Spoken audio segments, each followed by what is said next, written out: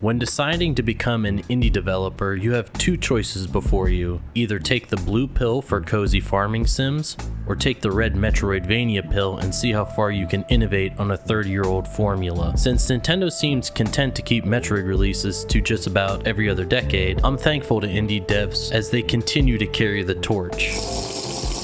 Recently, I played Animal Well and Blasphemous 2, the sequel to Blasphemous. I was anticipating both of these games, Animal Well because of how unique it looked, and Blasphemous 2 because I thoroughly enjoyed the first one. These games exist within the same genre, but could not be more of the polar opposite ends of the spectrum. On one hand, you have Animal Well, an atmospheric puzzle platformer with zero dialogue and zero combat, and on the other, you have Blasphemous 2, which is a Catholic-fueled nightmare hellscape with incredible combat mechanics, deep lore, and fully voiced NPCs.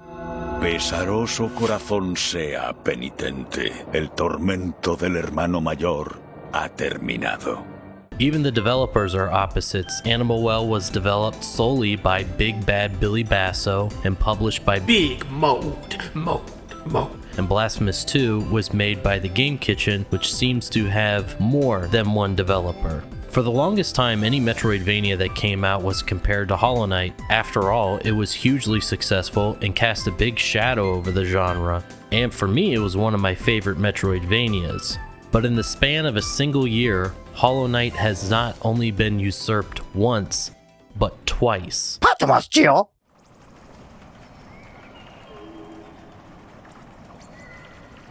Animal Well is a deceptive game. Not deceptive as it lies to you, but it tricks you into thinking it's more simple than it appears. Just like the title suggests, you are literally and figuratively in a well. Looking at screenshots or gameplay, it can look like just any other retro pixel Metroidvania, but when you see how dynamic the lighting is and how the grass and vines respond to your character, who I think is supposed to be a Mexican jumping bean, it becomes clear that there's more depth. This game has no combat in the traditional sense. That doesn't mean that there are no threats to you. Tons of animals can become hostile, but it's just another puzzle for you to solve. How do you deal with a spooky ghost?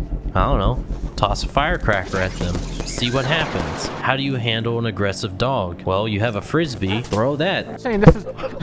Unlike traditional Metroidvania games, there are no direct advancements to your character. You don't obtain like a double jump, dash, or anything like that. The items you collect double as some of those traditional movement upgrades. Instead of a higher jump, you blow bubbles and you can hop on them. The frisbee will spin indefinitely until it collides with something, and you can try to catch a ride on it. Briefly touching on the puzzles because they are something that you should be surprised by. Spoiling those moments would do yourself a disservice. They feel so rewarding and well thought out. How some of them span the length of multiple screens, and how the game explains the rules to you through the game itself feels so refreshing and natural. Having this subtle, unspoken conversation between you and the game, I really love that. The game is dripping with this somber atmosphere. You have so many layers to each screen. I've never seen a game that looks the way Animal does. The pixel art isn't on the level of something, say, like Owlboy, but the lighting and color palette, the ambient effects on the water, it all just coalesces into this incredible experience. The soundtrack, like the visuals, is deceptively simple.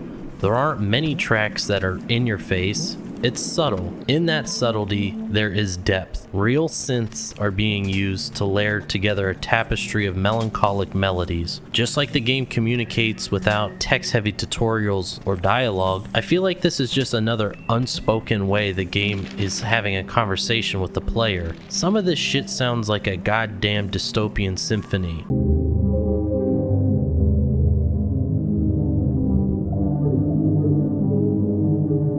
At times, it's so simple sounding, like a David Gilmour guitar solo. It just hits all the right notes without being too flashy. I like hearing the disembodied animal noises that occasionally happens.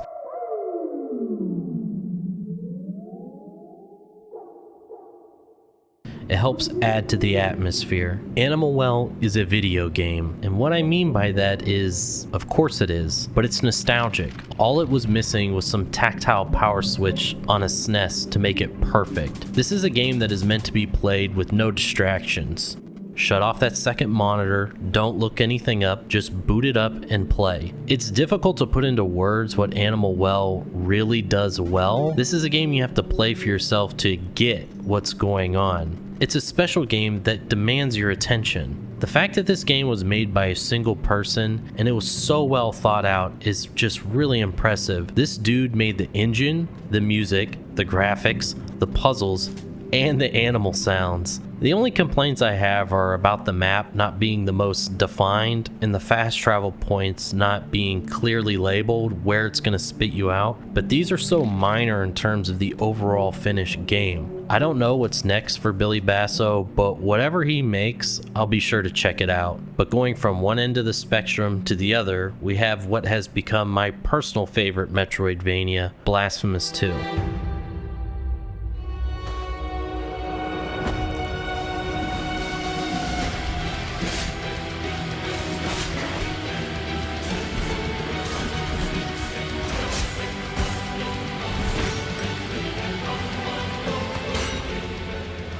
Quickly touching on Blasphemous 1, since I have never talked about it, I was immediately grabbed by the pixel art. It's so detailed and immediately recognizable as Blasphemous. Just check out these cutscenes. Lend it to us and wipe away our tears. Because it is an act of penitence. The Penitent one is the perfect player avatar with this conehead style hat. I resonated with the parallels to the draconian depictions of Catholicism from growing up in a Roman Catholic household. The music featuring a lot of nylon string guitars made you feel like you were in some Spanish theocratic nightmare. The gameplay felt a lot like Dark Souls. Not the one-to-one mechanics like parrying or collecting your spirit after death, but the methodical, thoughtful combat. The parry mechanic felt satisfying to pull off, and this execution animation you could do was something like right out of Mortal Kombat 1. The world has varied locations that stick with you and help with backtracking and exploring. You gain good spatial awareness as you play. This NPC you meet at the beginning of the game and at the start of every major area talks about the miracle and sets the stage for fantastic world building. When I played through the game, I was envisioning just a few tweaks that would make it feel better for me personally. I didn't love the jump, the weird pogo sword wall hop felt stiff, and just the overall control of the Penitent one felt too uptight compared to the solid, airy controls of, say, the Knight from Hollow Knight. So I was pleasantly surprised when I picked up Blasphemous 2, and after a few hours, it felt like it hit just the right spot when it comes to how the character controls. But let's start from the beginning. In Blasphemous 2, you once again take the role of the Penitent one, brought back by the return of the miracle to continue our path of penance. The game picks up several years after the ending of the Wounds of Eventide, and Custodia has a giant heart above the city in the sky that is going to bring forth a new child of the miracle. Once we are awakened from our coffin, we are brought to our first decision we get to make. Choose your weapon. Now this is different because in Blasphemous 1, we only got access to the Mea Culpa, the reliable longsword wielded by the Penitent one. Here we get to choose between the Veredicto, which is a comically sized flail, the Sarmiento and Centella, Sarmiento and Centella, a rapier and dagger in your offhand, and the Rugio al Alba, Ruego al Alba. a single short sword. I, of course, chose the Veredicto because how could I not? This thing is what flails in Souls games should be like. Heft and reach like you're Samson from Berserk. I thought it was such a great idea to allow you to start with which weapon you wanted. And it's nice that later on you can unlock all the weapons so you aren't penalized for making a decision early on in the game, and it gives you freedom to experiment with the other weapons. The Veredicto is sick too because it does tons of damage, had really long reach, and you can also set it on fire. It's cool that it looks like one of the incense burners that these guys would like walk around with. The S&C is very fast and favors combos and finesse, and the Rugo is the middle ground between the two options. After you pick your starter weapon, you move on to the first NPC you'll interact with, and she gives you the lowdown, and boom, you're off to the rest of the game. The Penitent one can still use rosary beads for passive effects. Also, we now have prayers that offer two different kinds of spells: quick verses and chants. Verses are, well, quicker and cost less fervor, and chants take a little bit longer but are more powerful and cost more fervor to cast. Altar Piece of Favors is the biggest change up to the way you build up the Penitent one. You can unlock up to 8 slots for the altar pieces to slot into. These change up the gameplay pretty drastically. They grant passive bonuses, but if you slot 2 complementary pieces in unison, you will unlock an extra bonus. So for example, on my Verdicto, I can shoot these fire orbs. There are so many options here that encourage you to explore and find these pieces to equip them to suit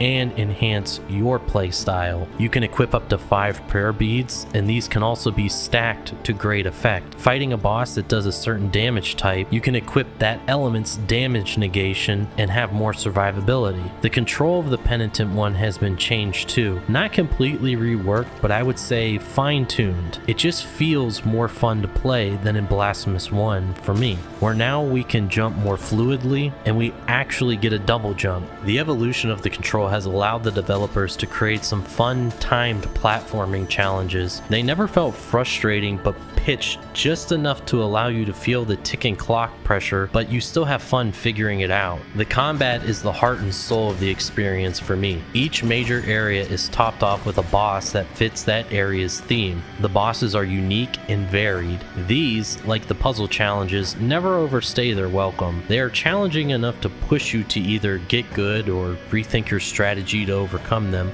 but not so difficult that you feel like you aren't going to ever be able to beat them. And the bosses are spread out enough to not feel like you are fighting too many or not enough after some time. This was a problem in Blasphemous for me. A lot of the bosses were either pushovers or tipped so far in the other direction that it bordered on tedium. In Blasphemous 2, the Penitent one just has more tools to deal with a lot of the complexity of the boss fights, making it feel more balanced to me. A few select standard enemies from Blasphemous 1 make the return here, but there are a lot of new enemies. And just like the first game, these aren't just throwaway enemies that you can always ignore, especially at the beginning of the game. They can kill you quickly if you aren't careful, and you have to be mindful. Like Dark Souls, you have checkpoints or bonfires, and at a certain point you will unlock fast travel. Thankfully, fast travel isn't available from the beginning, so you have to get familiar with the map through exploration and backtracking.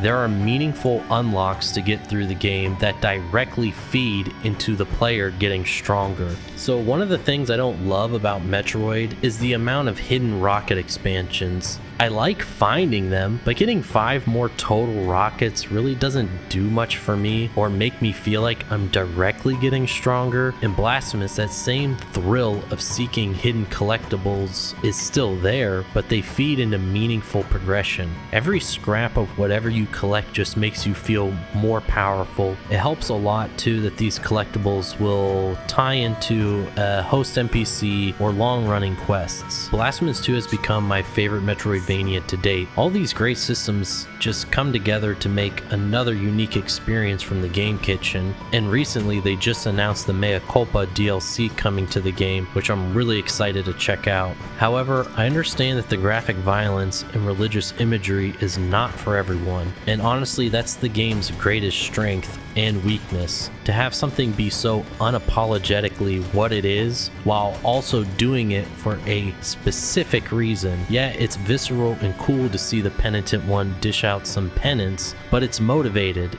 It's not mindless violence just for the sake of shock value. It ties into the world building on every level, and if you remove that, you have in essence removed what the creators are trying to convey with their game. If you even have a passing interest in either one of these games, wishlist them. Wait for them to go on sale, or just pick them up now. Play both of them as they are both really high quality games. You can get both for less than any other AAA release and get more game out of them. I titled the video Opposites Attract simply because I view both of these games as opposites that pull me in both of their direction. And I got such an enjoyable experience out of them both. Both of these titles feel like evolutions of their respective ways that they're trying to go, and it's nice to see the genre taking steps forward instead of back and just rehashing the same things we've already seen. If you made it to the end of the video, then thank you very much, and I'll see you in the next one.